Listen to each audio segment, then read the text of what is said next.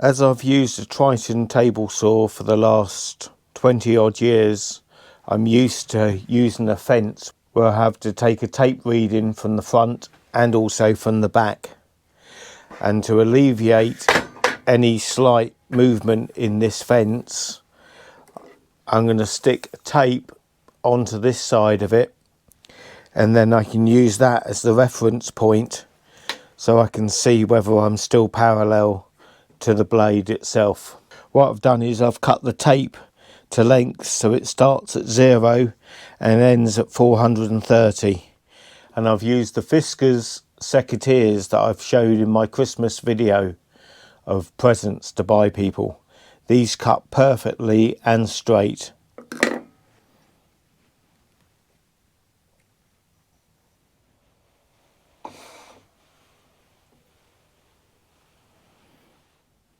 Now, to check whether my tape is in the right place, I'll mark the front at 250 and put the back on the back tape at 250, and then measure off the same tooth on the blade, which I already know is parallel to the T-slots.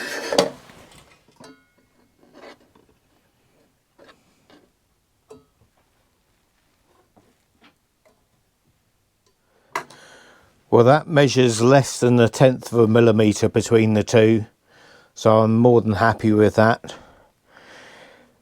And all this means now is that when I put it on the front measurement, I can just eye it down onto here, and then I know if my fence is still square. Being a job site saw, you can't expect the same as you would if you had a big cast iron work table.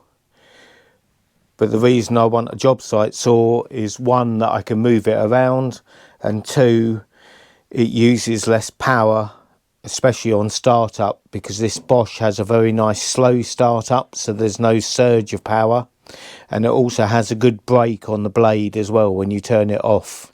So now when I move the rail along, yes, it has some movement in it, but all I have to do is just line up straight down the fence, line it up with the measurement, lock it off, and then she's solid as a rock. So that will do perfectly for making sure that my fence is parallel to my blade. So now I have a pencil mark on here to put 0 on. If I ever change the thickness of the cut of the blade, all I've got to do is just remember to adjust my measurement on the tape, which is perfectly fine.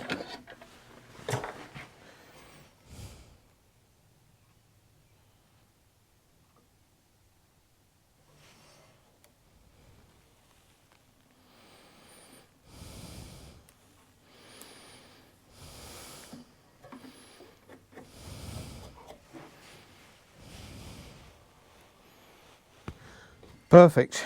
So now we've got a tape on either side of the blade, depending on which side I want to put the fence. That sorts out any problems that the fence might have given me.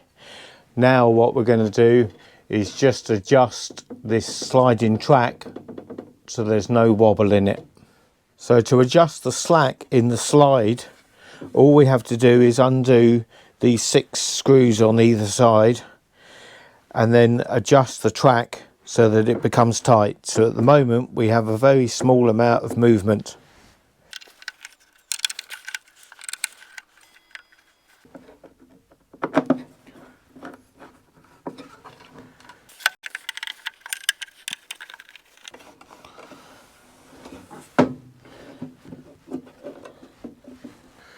And now by just tightening those screws up properly, there's absolutely 0 movement in that sliding.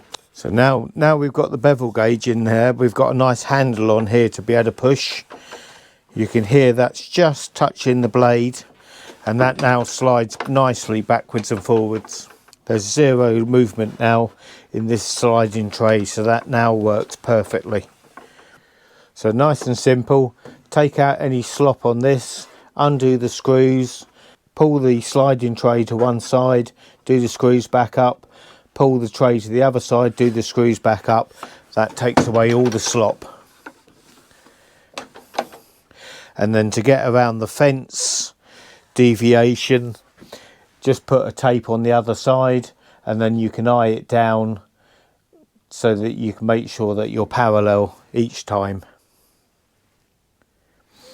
I hope these two little fixes help people. This is a very lovely saw. I did actually buy it from Amazon on the Black Friday deal last year, but then had second thoughts and cancelled the purchase. But luckily their Easter sale that just came up, they had it on for the same price with £200 off it. But this saw does come up occasionally with £200 discount on Amazon. I'll leave a link in the description below to where I got it from on Amazon. Thank you for watching and subscribing.